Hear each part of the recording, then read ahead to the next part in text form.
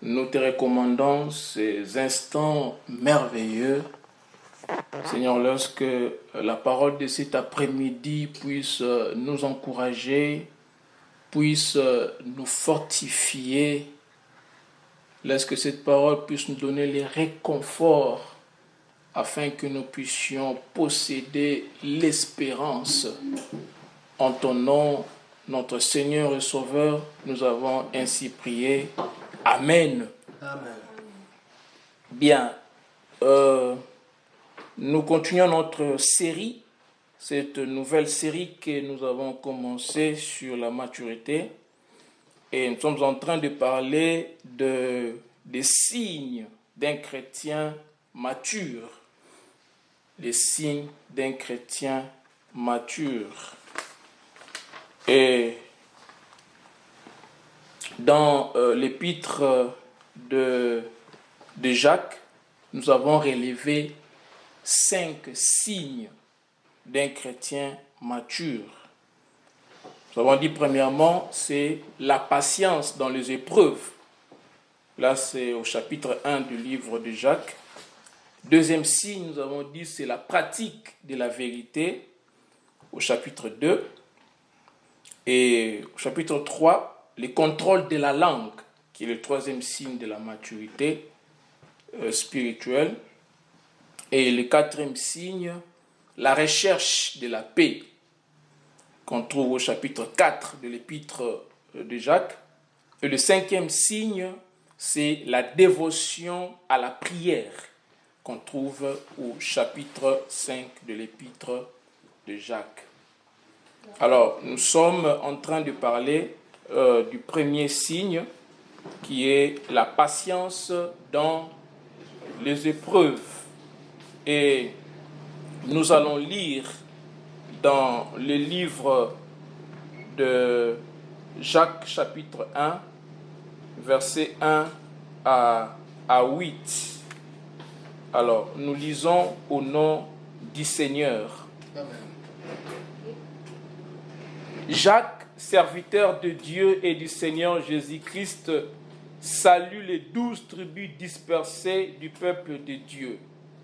Mes frères et sœurs, quand vous passez par toutes sortes d'épreuves, considérez-vous comme heureux.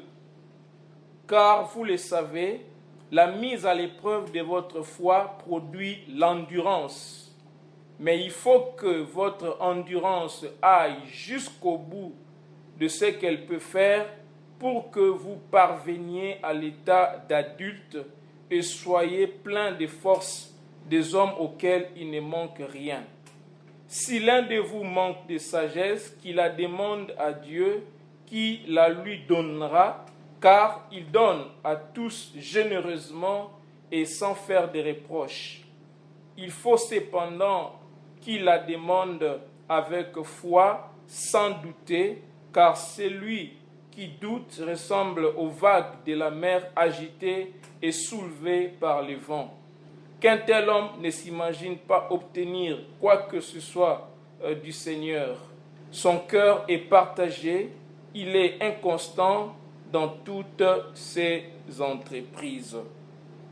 Dans ces passages, nous trouvons 4 verbes que nous devons conjuguer pour développer la patience dans les épreuves.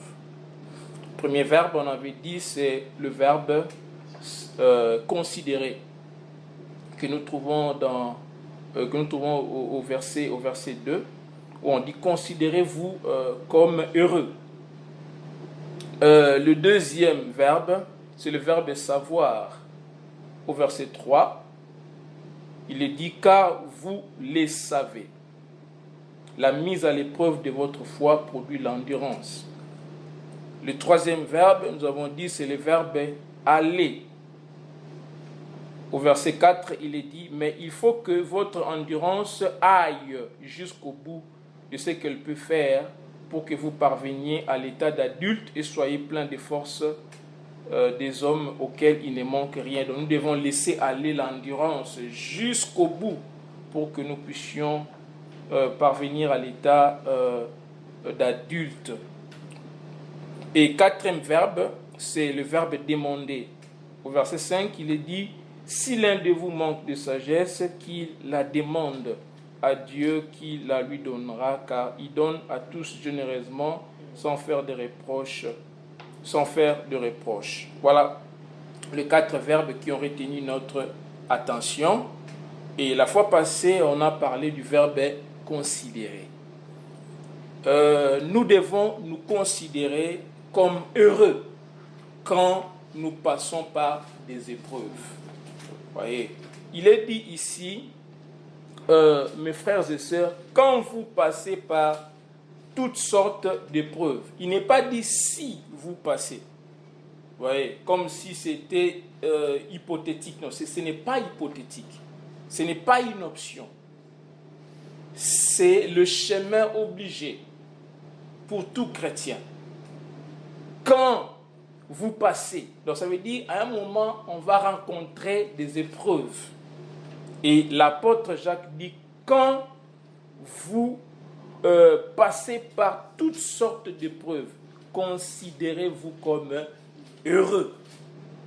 N'oubliez pas que Jacques est le premier pasteur de l'église primitive, le premier pasteur de l'église de Jérusalem.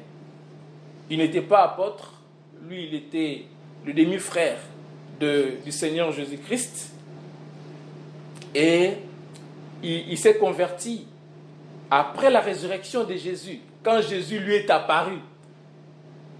Alors que Jésus exerçait son ministère, l'apôtre Jacques, son demi-frère, ne croyait pas en lui. Il a cru au Seigneur Jésus après sa résurrection, quand Jésus-Christ lui est apparu. Jésus-Christ est apparu aux apôtres, il est apparu à Pierre, aux apôtres, il est apparu à Jacques, son frère, et ensuite il est apparu aussi à Paul. Donc, quand Jésus-Christ lui est apparu, c'est à ce moment-là que Jacques, le frère de Jésus, s'est converti. Et raison pour laquelle nous voyons même que nous voyons la présence de la famille de Jésus, la mère de Jésus et ses frères dans la chambre haute le jour de la Pentecôte. Parce qu'avec la conversion de Jacques, il y a eu aussi Jude qui s'est converti. Et on les a trouvés, et avec les sœurs de Jésus aussi. Ils étaient tous dans la chambre haute le jour de la Pentecôte, parce qu'il était en train d'attendre l'accomplissement de cette promesse que Jésus-Christ leur avait faite, celle d'envoyer le Saint-Esprit. Donc Jacques, il était le premier pasteur de l'église de Jérusalem. Les apôtres, ils allaient prêcher l'évangile dans des villes. Mais Jacques, lui, il est resté à Jérusalem.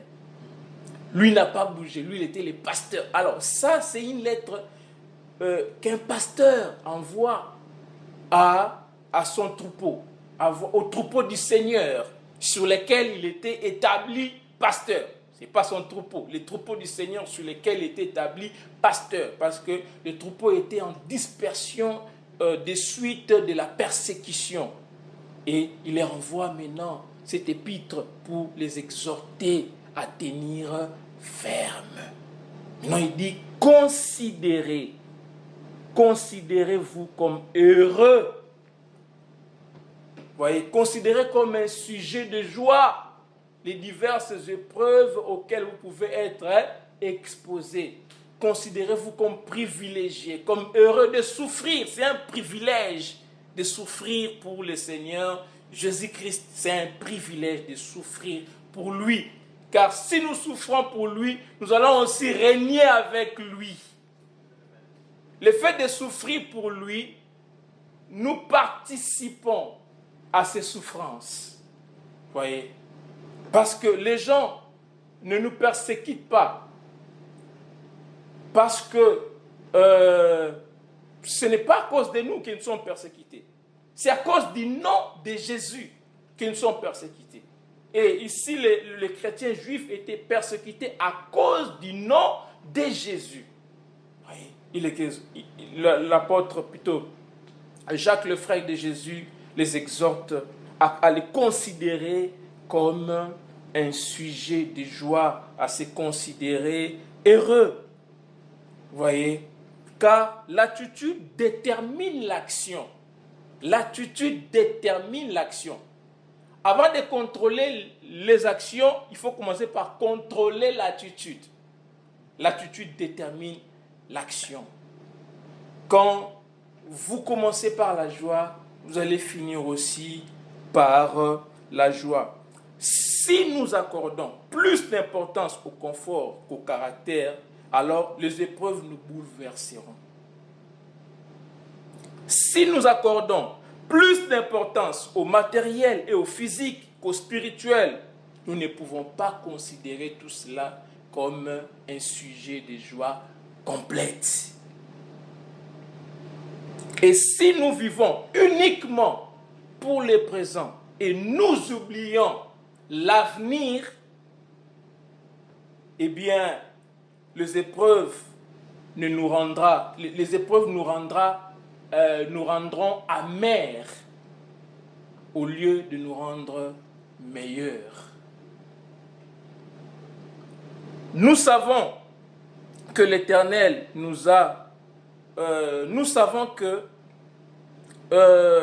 l'Éternel nous aura mis à l'épreuve.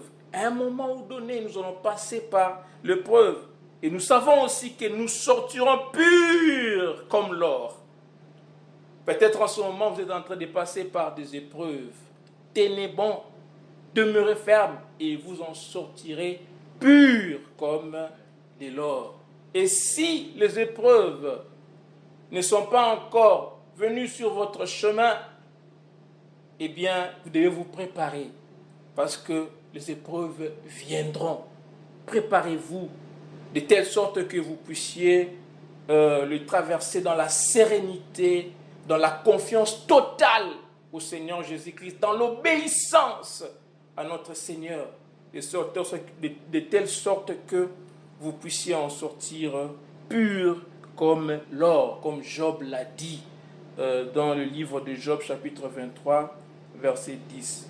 Dieu arrange et mélange les couleurs et les expériences de la vie. Le produit final est une belle chose pour sa gloire.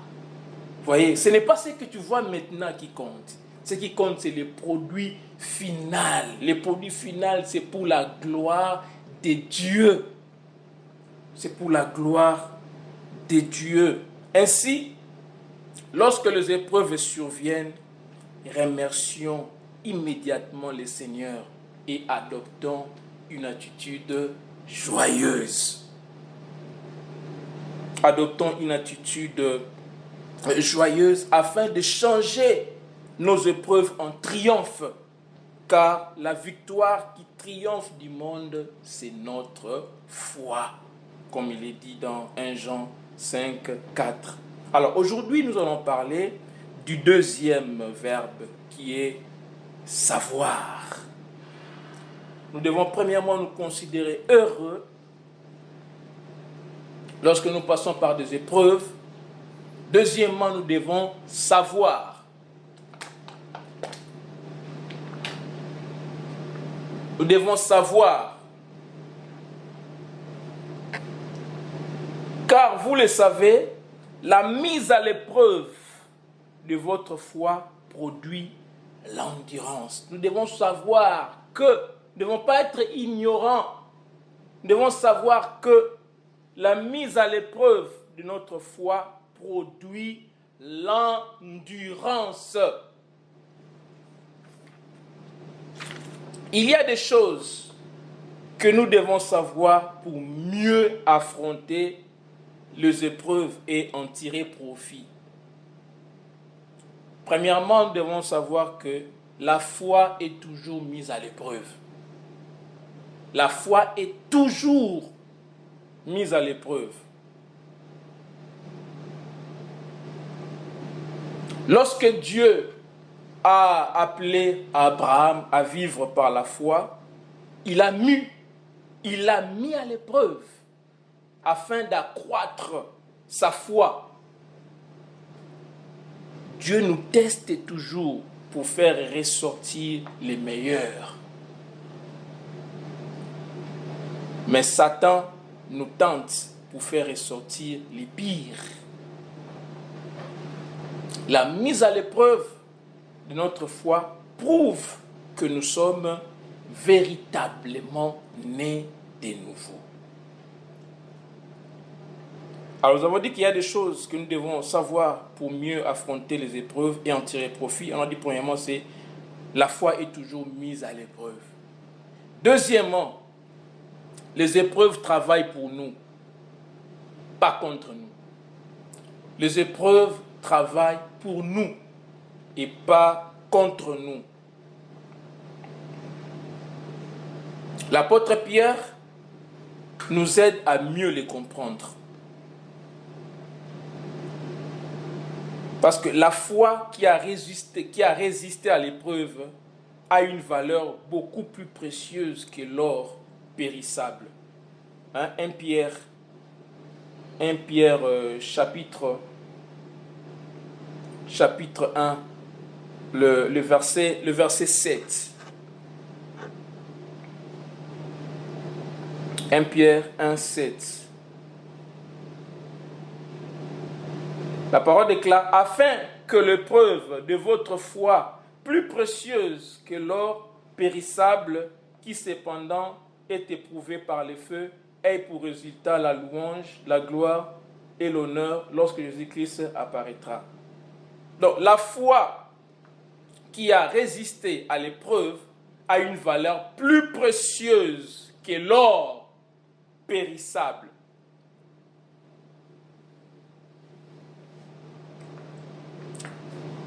Vous savez,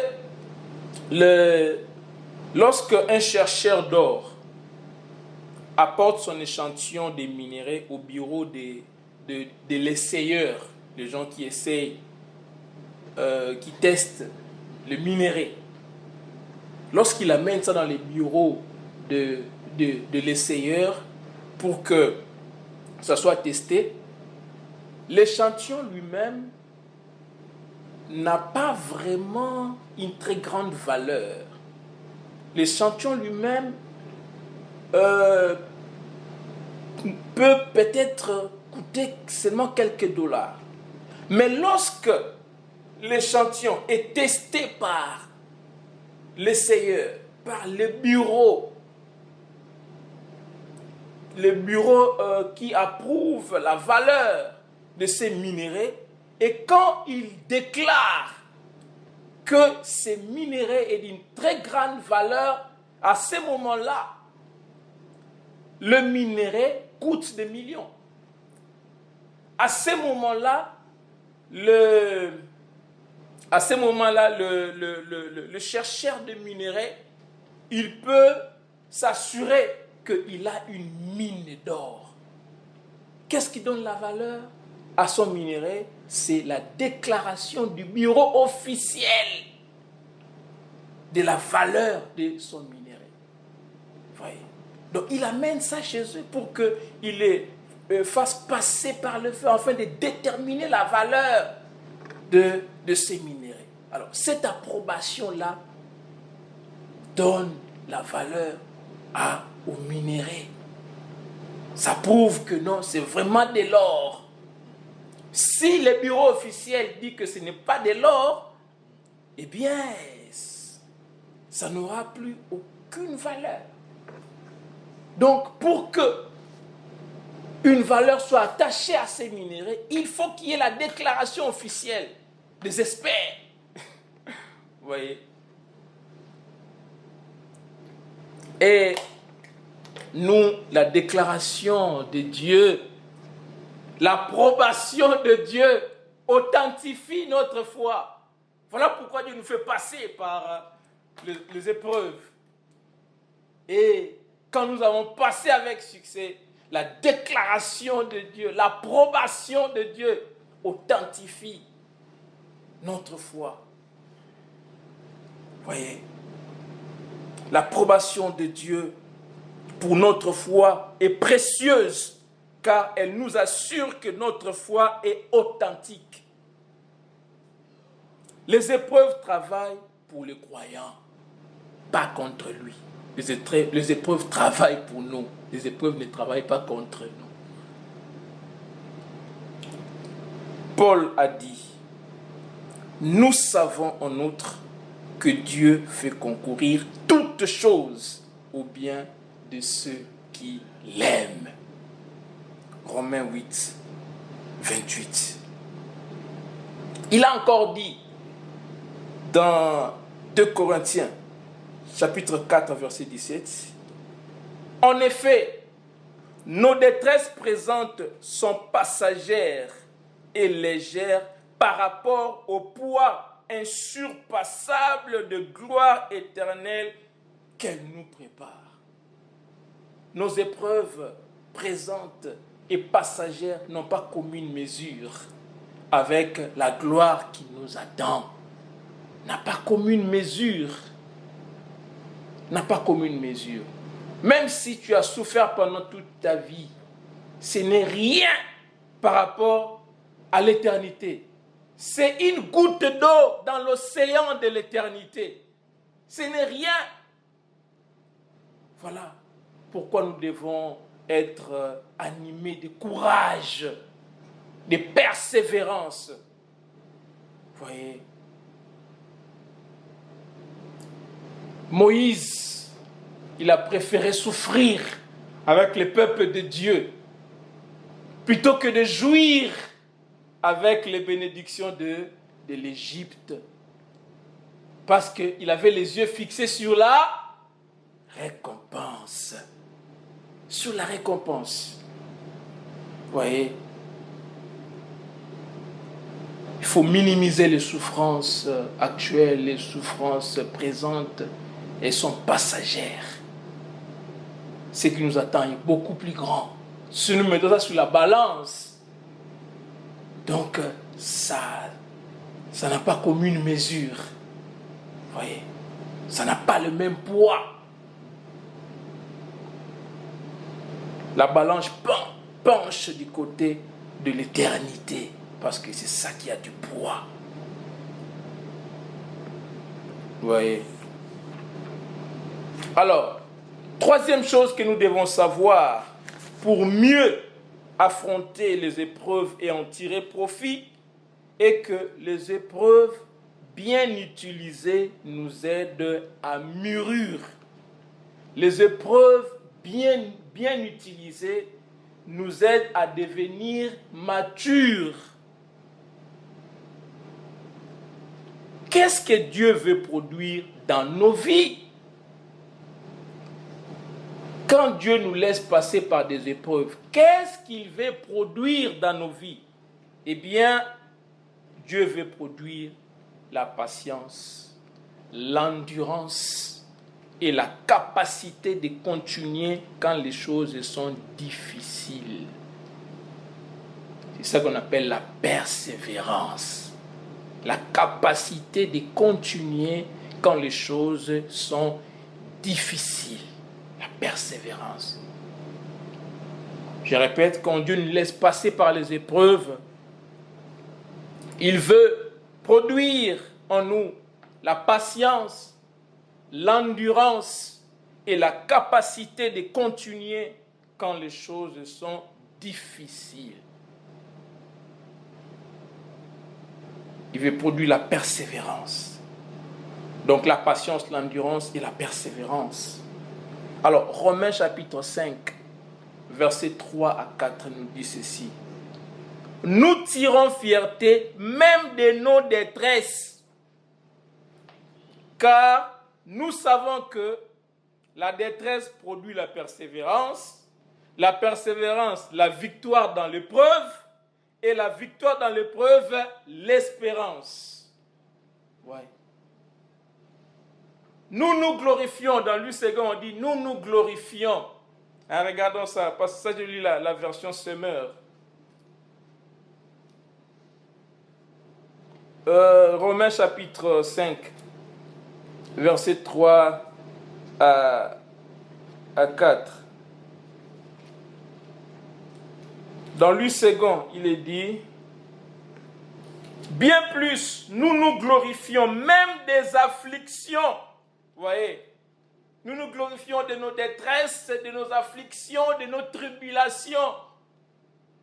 Nous nous glorifions même des afflictions, sachant que l'affliction produit la persévérance, la victoire dans l'épreuve, et cette victoire, l'espérance. Vous voyez, ne tournez pas des regards inquiets. N'ayez pas profil bas de vous-même. Levez la tête. Parce que nous nous glorifions même de nos souffrances. Nous tirons fierté même de nos détresses. Parce que nous savons ce que Dieu est en train de produire en nous. Si tu ne sais pas, c'est alors que tu vas tourner des regards inquiets. C'est alors que tu vas baisser la tête. Parce que tu ne sais pas, tu es ignorant. Nous ne devons pas être ignorants, nous devons savoir. Quand tu sais, la connaissance est un pouvoir. Quand nous savons, c'est alors que nous levons la tête. Nous marchons avec fierté parce que nous savons où nous allons. Nous savons que ça, ce n'est pas notre patrie. Nous sommes que des passagers et nous levons la tête. Car l'apôtre Paul a dit que c'est pas beaucoup de souffrances qu'il nous faut entrer dans le royaume de Dieu. Voyez. Donc nous nous glorifions même de nos afflictions, de nos tribulations, de nos détresses, car nous savons que la détresse produit la persévérance, la victoire, et la victoire dans l'épreuve, l'espérance. Vous savez, quand on a vu Dieu agir, prochainement, quand on rencontre une épreuve, on n'a pas peur. On sait qu'il va encore agir. Ça produit cette espérance. La victoire dans l'épreuve produit l'espérance. La victoire dont il est question, c'est la fidélité. Quand tu demeures fidèle, à Dieu dans les épreuves, tu as vaincu. Tu as vaincu. Et Dieu va te faire sortir de cette épreuve. Mais quand tu te détournes à lui, quand tu te détournes de lui, tu as échoué. Voyez. Quand tu cherches à sortir par tes propres moyens, tu as échoué. Nous devons nous attendre à Dieu. Alors, dans la Bible, la patience n'est pas une acceptation passive des circonstances. La patience n'est pas une acceptation passive des circonstances. Tu dis que, qu'est-ce que je vais faire? Je n'ai pas d'autre option. Alors, tu te laisses aller et tu dis, que voulez-vous? Et tu commences à subir. Ce n'est pas ça la patience. La patience, ce n'est pas de subir. La patience, ce n'est pas l'acceptation passive des circonstances. Mais la patience, c'est une persévérance courageuse face à la souffrance et aux difficultés. Une persévérance courageuse pendant que les gens te critiquent, pendant que les gens te méprisent. D'autres peuvent même commencer à dire que Dieu t'a abandonné. D'autres peuvent commencer à te lancer des défis. Où est ton Dieu? Mais la patience est que on n'accepte pas ça. Ce n'est pas une acceptation passive, mais on persévère. On persévère de manière courageuse face à la souffrance et aux difficultés. On continue à aller de l'avant malgré les difficultés, malgré les épreuves, malgré les souffrances, malgré la maladie, le chômage, le célibat endurci, la stérilité, que sais-je encore. On continue à aller de l'avant. On ne laisse pas ces problèmes nous paralyser, mais on continue à aller de l'avant. C'est ça, la patience. On attend patiemment la délivrance de la part de notre Dieu. Les personnes immatures sont toujours impatientes. Les personnes immatures sont toujours impatientes.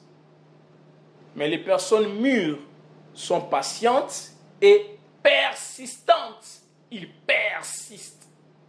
Les personnes matures sont patientes et persistantes.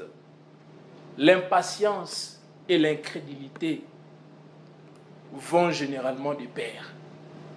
Quand quelqu'un est impatient, il est aussi incrédule. L'impatience et l'incrédulité vont généralement de pair. Tout comme la patience et la foi vont de pair. Celui qui a la foi est aussi patient. Celui qui est impatient, il est incrédule.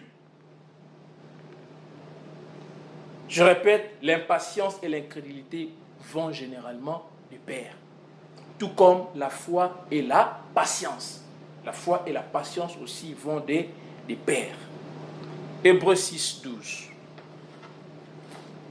Hébreux 6, 12 nous dit, « Ainsi, vous ne vous relâcherez pas, mais vous imiterez ceux qui, par leur foi et leur attente patiente, reçoivent l'héritage promis. » Ici, on fait allusion aux héros de la foi que nous trouvons dans Hébreux 11. Les héros de la foi.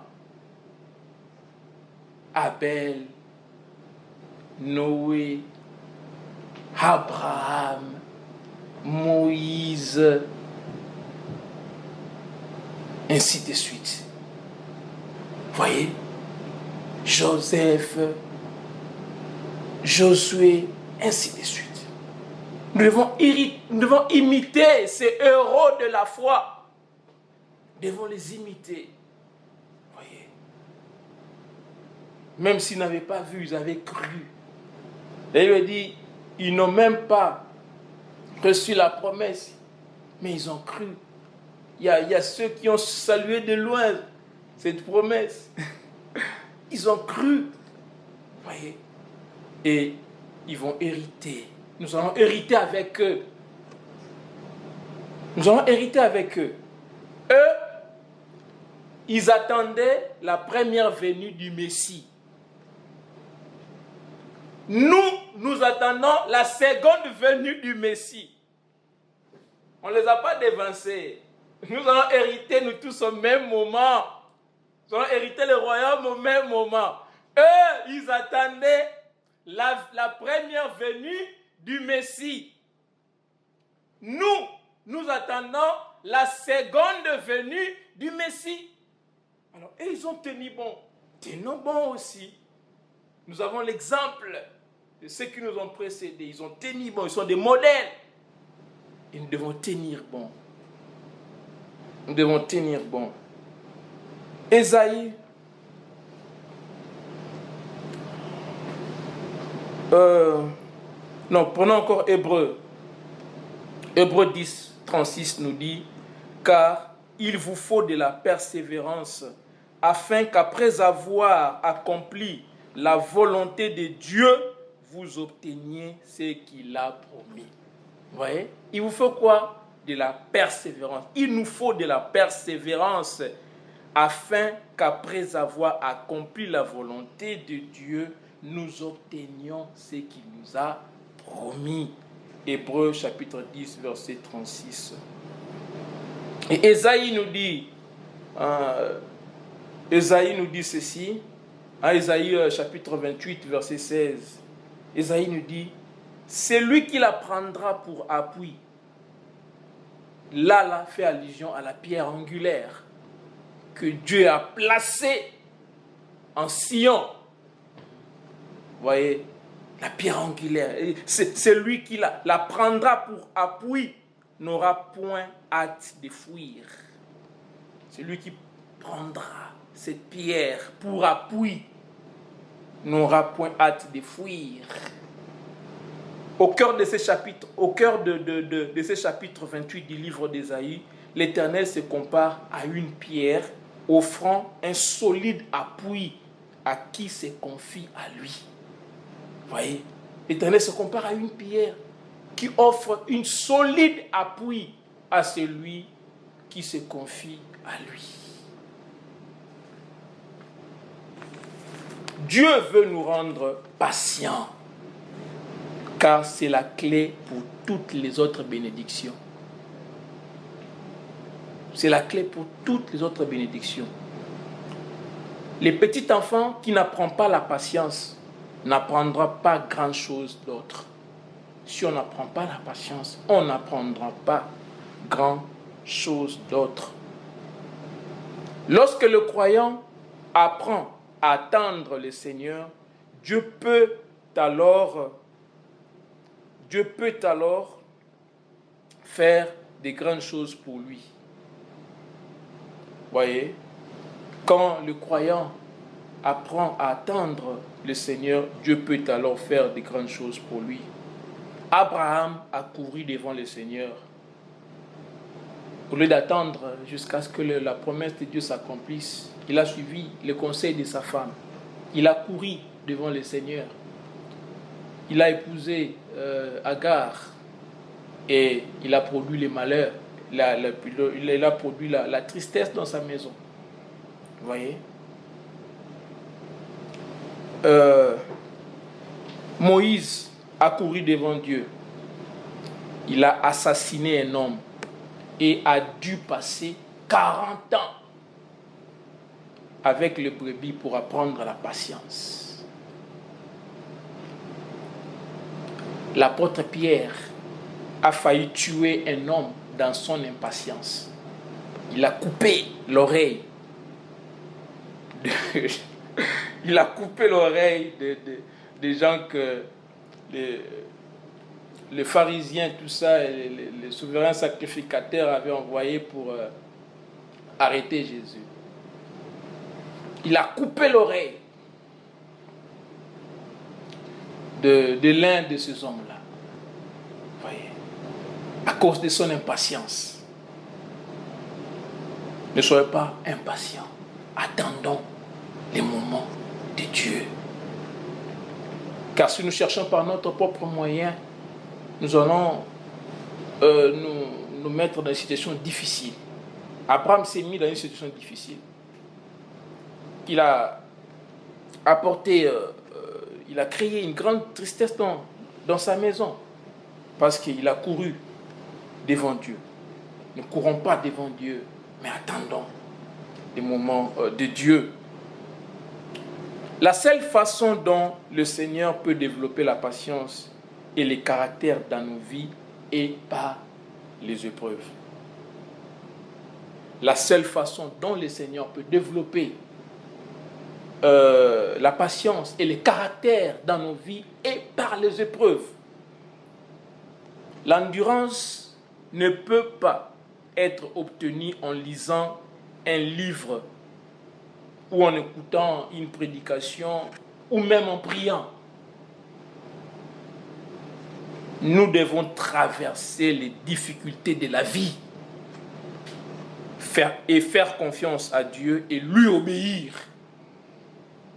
C'est à ces moments-là que la patience et les caractères sont produits. Quand nous traversons les épreuves de la vie et nous faisons confiance à Dieu et nous lui obéissons, le résultat sera la patience et les caractères. La patience et les caractères.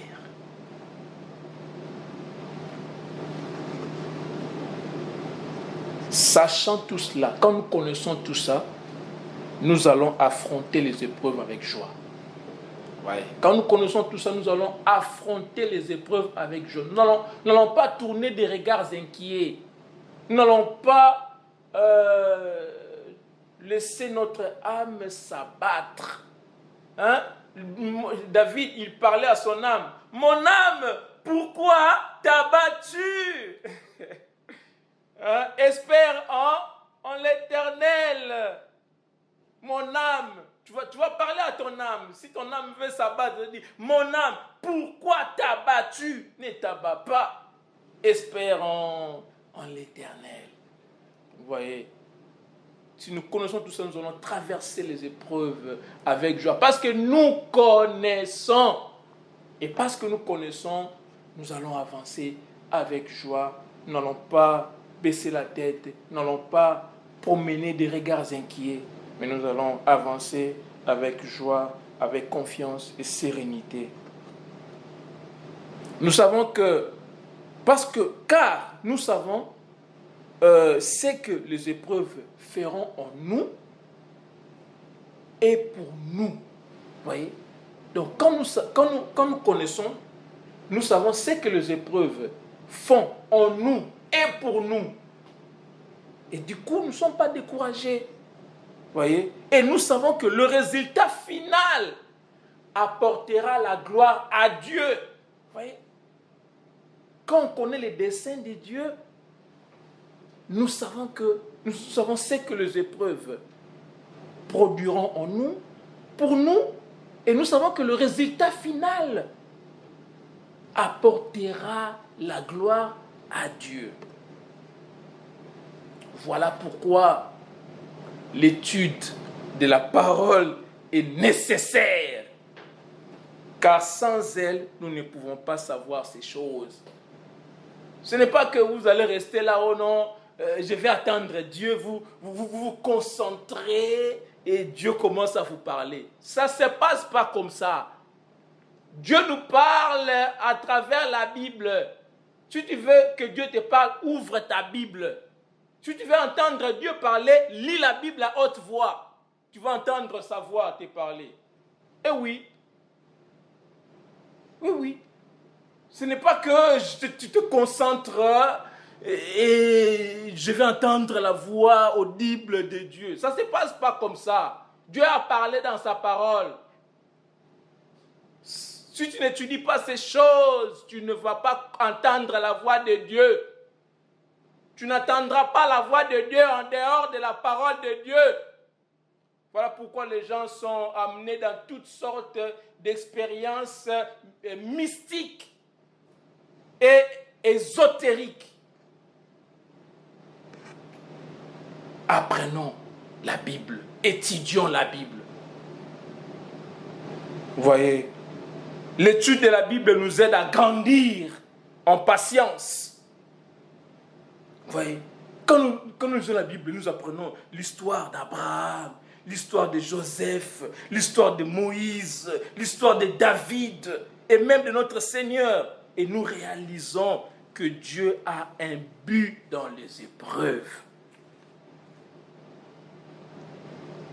Dieu accomplit ses desseins lorsque nous lui faisons confiance.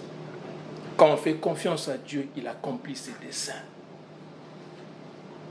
Rien ne remplace une intelligence renouvelée par la parole de Dieu. Rien ne remplace une intelligence renouvelée par la parole. Tu ne peux pas savoir si ton intelligence n'est pas renouvelée par la parole de Dieu. Savoir, ça veut dire avoir l'intelligence renouvelée par la parole de Dieu. Il ne s'agit pas de savoir la politique, de connaître, le futur, sur la vie des gens, tout ça. Ce n'est pas ça. C'est de connaître la parole de Dieu, être renouvelé, avoir l'intelligence renouvelée par la parole de Dieu. Et rien ne remplace cela. Satan peut vaincre les croyants ignorants. Satan peut vaincre les croyants ignorants. Mais il ne peut pas vaincre le chrétien qui connaît sa Bible et comprend le dessein de Dieu. Il ne peut pas vaincre les chrétiens qui connaissent sa Bible et comprend les desseins, comprend les plans de Dieu. Je parlais avec une fille qui se dit chrétienne, mais elle ne connaît pas que Dieu a un plan. Lui croit que non, par la prière, on peut tordre la main de Dieu et faire à Dieu notre volonté. Non, Dieu a un plan. Quand nous prions selon sa volonté, c'est alors que ça s'accomplit. Mais quand tu pries en dehors de la volonté de Dieu, ça ne s'accomplit pas. Dieu a un plan. Dieu nous fait participer à son plan par la prière. Il nous fait participer à son plan afin que nous puissions les glorifier quand nous les voyons agir parce qu'on a participé en priant. Tu ne peux pas glorifier Dieu pour quelque chose pour lequel tu n'as pas prié.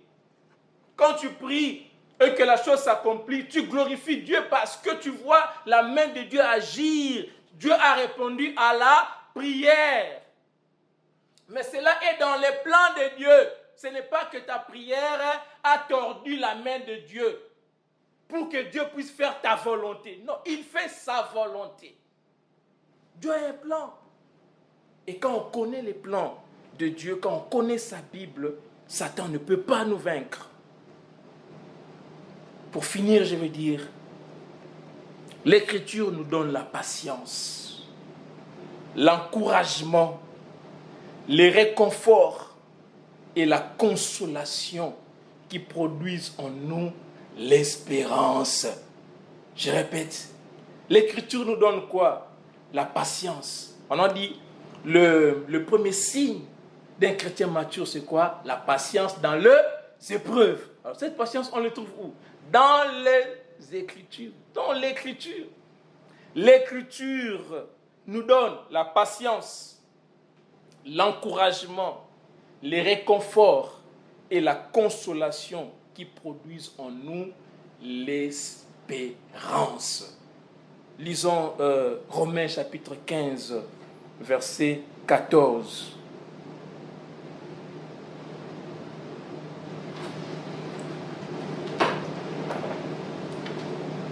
La parole déclare, Romains chapitre 15, verset 4 plutôt. Romains chapitre 15, verset 4.